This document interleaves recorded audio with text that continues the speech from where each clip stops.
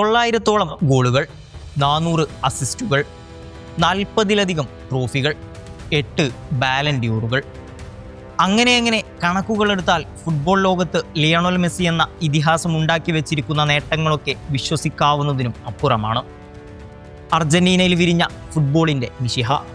അയാൾ നേടിയ ഗോളുകളിൽ ഏറ്റവും മികച്ചത് തിരഞ്ഞെടുക്കുക എന്നത് പ്രയാസമുള്ള കാര്യം തന്നെയാണ്. എങ്കിലും അദ്ദേഹത്തിൻ്റെ കാലുകളിൽ നിന്നും പിറന്ന മനോഹരമായ ഏറ്റവും മികച്ച 5 ഗോളുകളെന്ന് തോന്നിയ ഗോളുകൾ ഇവിടെ അവതരിപ്പിക്കാം. Number 5, 2015 champions league semifinal. കളിയിൽ ബാർസ ജയിച്ചത് എതിരില്ലാത്ത 3 ഗോളുകൾക്ക്, അതും മെസ്സിയുടെ ഡബിളിൻ്റെ ബലത്തിൽ. ബയൺ ഡിഫൻഡർമാരെ കബളിപ്പിച്ച് നൃത്തച്ചുവടുകളോടെ മുന്നേറിയ മെസ്സി കീപ്പർ മാനുവൽ ന്യൂയറിന് മുകളിലൂടെ കോരിയിട്ട പന്തിന് ഗോൾ വലയല്ലാതൊരു ലക്ഷ്യമില്ലായിരുന്നു. അതിനിടെ മെസ്സി തൻ്റെ സ്വതസിദ്ധമായ ശൈലിയിൽ വെട്ടിയൊഴിഞ്ഞപ്പോൾ Bayern differ Jerome Boateng balance തെറ്റി വീണത് ഏതോ മായിക വലയത്തിൽ അകപ്പെട്ടതുപോലെയായിരുന്നു. ആ വർഷം ഏറ്റവും അധികം ട്വീറ്റ് ചെയ്യപ്പെട്ട കായിക മുഹൂർത്തമായി അത് മാറിയിരുന്നു.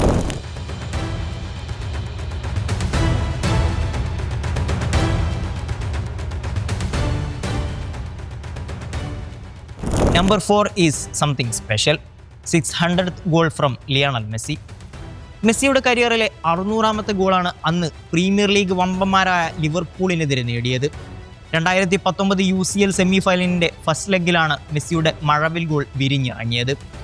2-0 ലീഡിൽ ബാഴ്സലോണ മുന്നിട്ട് നിൽക്കുമ്പോഴാണ് മെസ്സിയുടെ മുന്നേറ്റം ഫൗളിലൂടെ തടഞ്ഞത്, ആ free കിക്കിന് വഴിയൊരുക്കുന്നതും.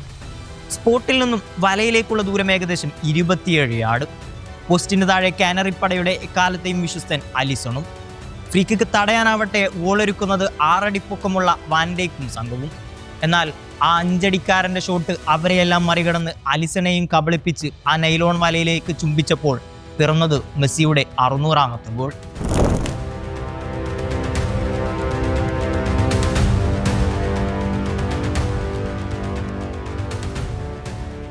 Number 3, 2015 Copa del Rey final.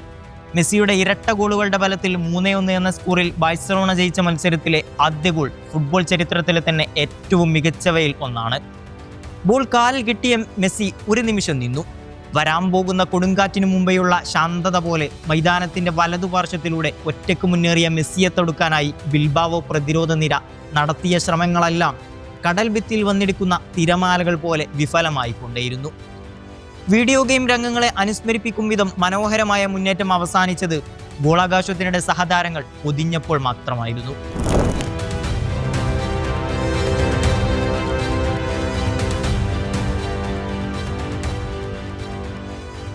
Number 2, 27 ഗോളുകളുമായി El Clasico ചരിത്രത്തിലെ ഗോൾ വേട്ടക്കാരിൽ 1ാം സ്ഥാനമാണ് മെസ്സിക്കുള്ളത്. ചിരവൈരികളായ റയൽ മാഡ്രിഡിനെതിരെ ആയതുകൊണ്ട് തന്നെ 27 എണ്ണവും ബാഴ്സ ആരാധകർക്ക് ഒരുപോലെ പ്രിയപ്പെട്ടതായിരിക്കും. എങ്കിലും 2011 ചാമ്പ്യൻസ് ലീഗ് സെമിഫൈനലിൽ മാഡ്രിഡിനെതിരെ നേടിയ ഗോളിൻ്റെ ചന്തം ഒന്ന് വേറെ തന്നെയാണ്. സെൻറ്റർ സർക്കിളിന് സമീപം ലഭിച്ച ബോളുമായി തുടങ്ങിയ മെസ്സിയുടെ കുതിപ്പ് തടയാൻ റയൽ മാഡ്രിഡ് മധ്യനിരയും പ്രതിരോധവും മതിയാകാതെ വന്നു. കരിയറിൽ പലവട്ടം ആവർത്തിച്ചിട്ടുള്ള തൻ്റെ ഡ്രിബ്ലിംഗ് മാജിക് അതിൻ്റെ പരകോടിയിൽ മാഡ്രിഡിനെതിരെ പുനഃസൃഷ്ടിക്കപ്പെട്ടപ്പോൾ ഗോൾ ലൈൻ മറികടന്ന് ഉരുണ്ടു നീങ്ങുന്ന ബോൾ നോക്കി നിൽക്കാനായി കീപ്പർ ഐഗർ കസിയസിന് സാധിച്ചു.